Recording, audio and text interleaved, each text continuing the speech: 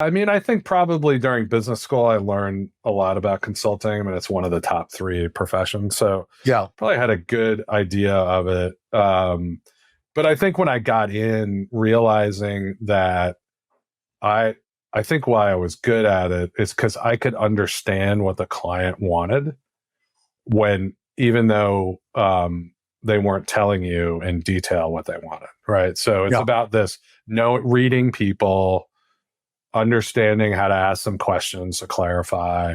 And I think, for me, I have a pretty good framework thinking brain. So like I'm always listening to something to try to understand the overall framework of what you're talking about. And so I can put it in context, which sounds a little, it's a little abstract, but for me, I need to know, oh, what's the architecture of this that we're talking about?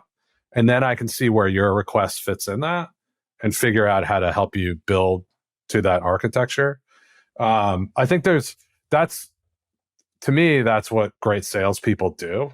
They don't just, ask you stupid questions. They're actually Yeah. like trying to understand who you are and exactly what you're after and how that fits in with, the organization you work in. Like, what does that mean when your boss, how is your boss going to act like, if you buy this versus that?